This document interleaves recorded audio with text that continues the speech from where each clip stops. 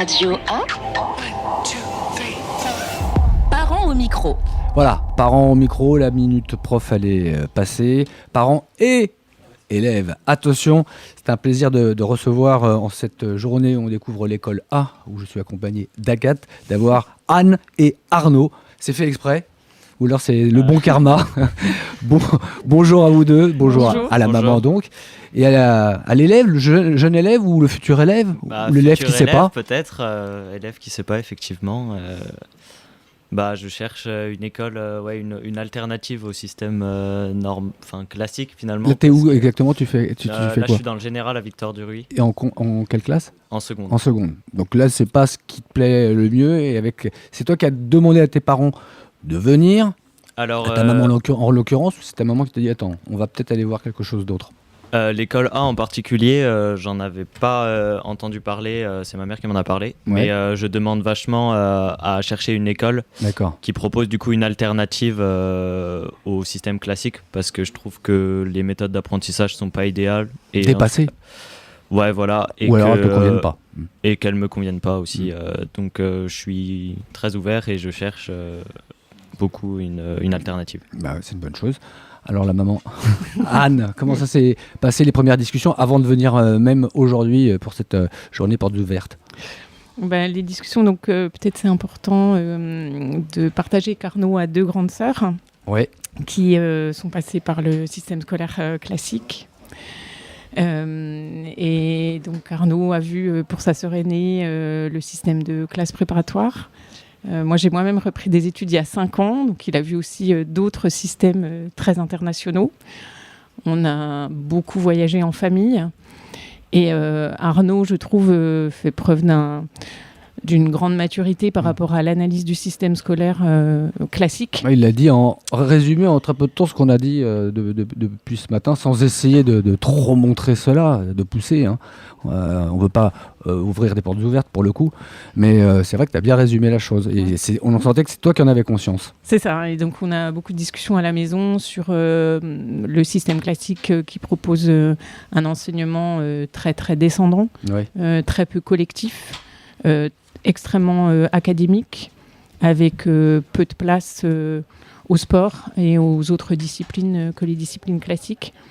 Donc c'est ce qui fait notre intérêt aujourd'hui, et on arrive là, vous nous avez cueillis juste à l'arrivée, on ne sait quasiment pas de quoi il s'agit. Alors encore. On ne vous a pas menotté, on ne vous a pas forcé à vous asseoir, je le précise quand même. Non, on est volontaire. Les parents et les élèves sont respectés. C'est ça. Oui, c'est bien. Et comment vous avez entendu parler de cette journée ? Eh bien, ça faisait un moment qu'on disait que Arnaud souhaitait avoir un soutien en maths, puisqu'il souhaite l'année prochaine choisir des options plutôt scientifiques. On a eu le professeur de mathématiques d'ici tout à l'heure en ligne. Et donc du coup, Arnaud a fait il y a 15 jours la connaissance d'une jeune femme qui fait des études de la recherche en chimie. Et qui l'accompagne donc avec Academia sur des cours de maths, un petit package qui court. Ah oui, il y avait un pied dedans en fait. Voilà. D'accord. Et en fait, je crois que c'est Academia qui a dû m'envoyer un message en me disant qu'il y avait ses portes ouvertes. Et vous, dans l'idée, vous êtes plutôt partant, alors même si ça a un coût, au-delà de ça, vous êtes partant pour cet enseignement différent, qui se sert de base solide, mais qui ouvre sur d'autres aspects? Alors, moi, je suis très, très ouverte à tout type d'enseignement. Il y a quelques temps, j'ai découvert à Berlin une école qui est dite Libérée. Sans doute que cette école ici la connaît. Les nouvelles techniques d'enseignement m'intéressent énormément.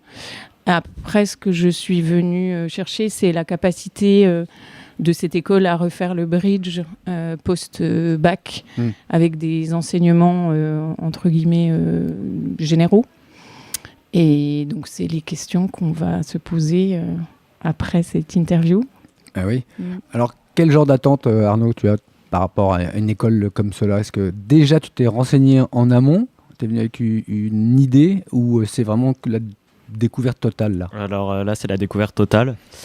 Mais du coup, ce que je cherche, c'est une école où déjà j'ai envie d'aller, ce qui n'est pas forcément le cas où je suis là. Et comme vous l'avez dit avant, un lieu de vie agréable où je suis content d'apprendre tout simplement.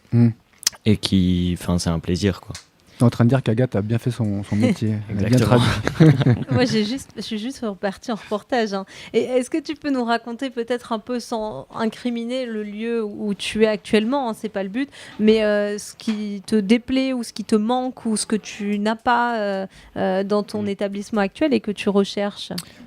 Déjà, comme l'a dit ma mère, l'enseignement descendant, je suis pas fan. Bon, ça, c'est un terme de ta maman. Oui, plutôt, voilà, mais je veux dire, Moi, un je prof, comprends toujours pas. Hein. un prof qui parle tout simplement, Ouais. et nous on écoute. Ouais. Et des travaux de groupe, j'adore ça et on en fait très peu. D'autres manières d'apprentissage, oui. Et tout simplement, et voilà. Tu te sens pas heureux actuellement ou pas accompli? C'est pas que je me sens malheureux, mais je suis pas satisfait de comment je travaille, et de la manière avec laquelle je travaille, et j'aimerais bien changer ça. Et donc voilà. L'idée ici, c'est collaboratif, c'est l'anglais, le sport, la cohésion, ce qu'on veut mettre en avant, l'idée qu'on puisse partager avec d'autres élèves, d'autres classes, même d'autres niveaux.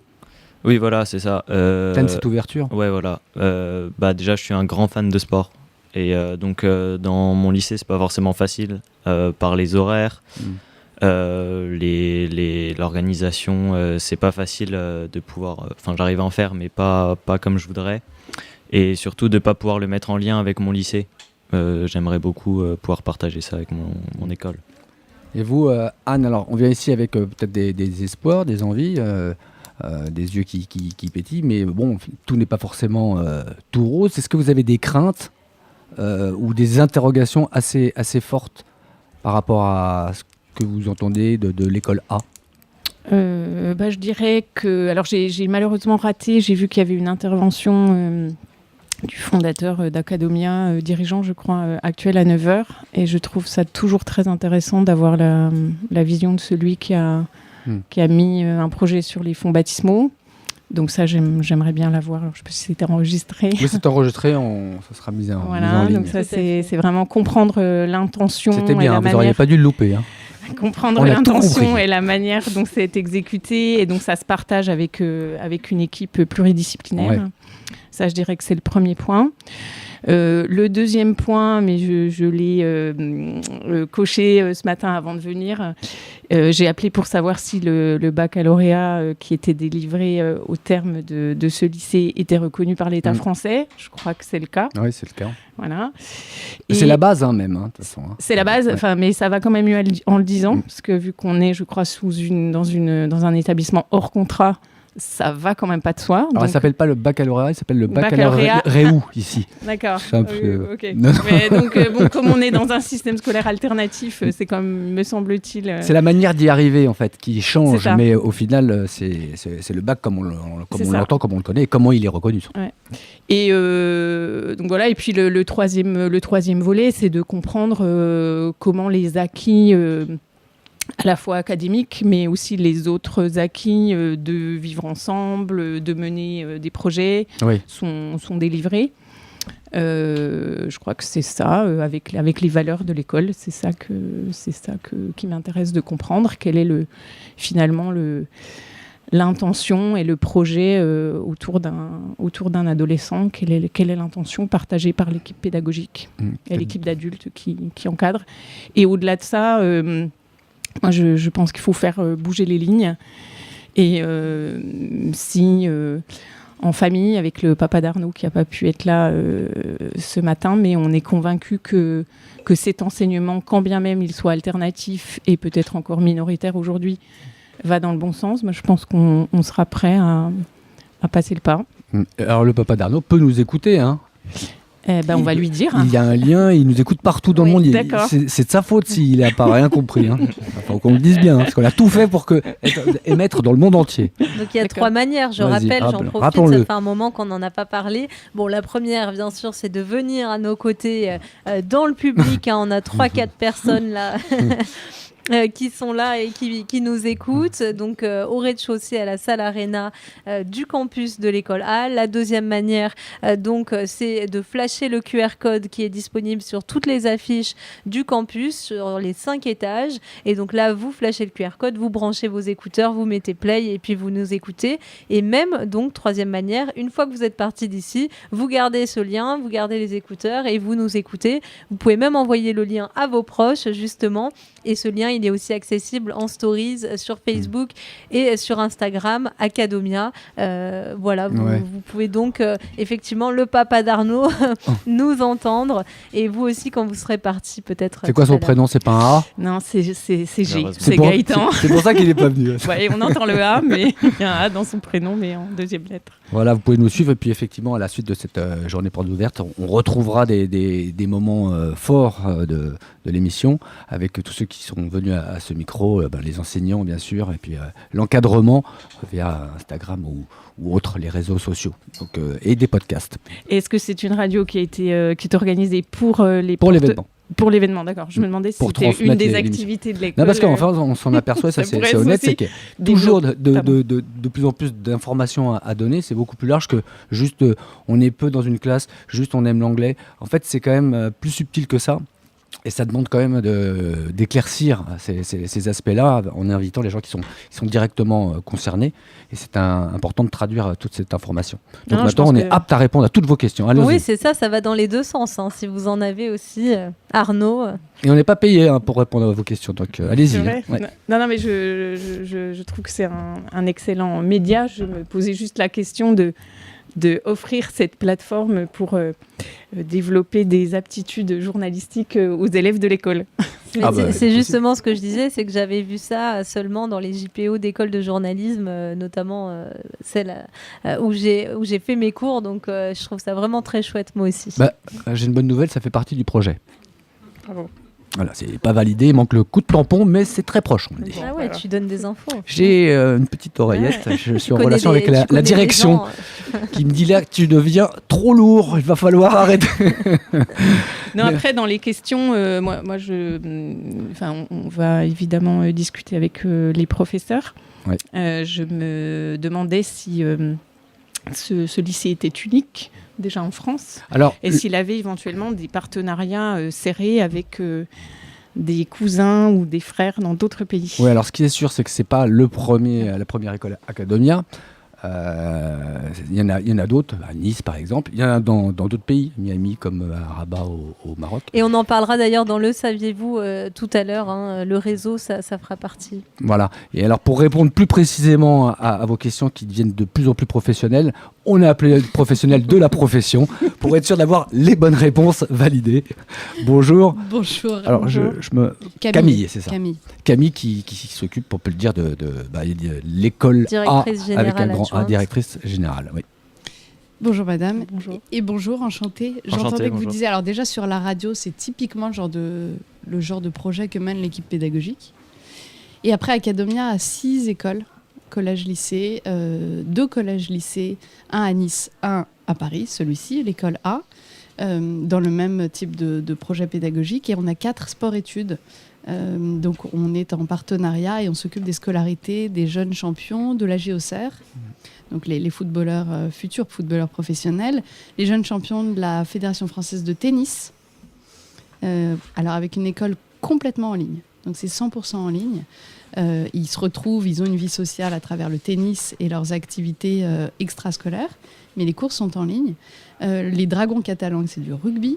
Et on a une école avec Tony Parker, la Tony Parker Academy à Lyon pour le basket et le e-sport.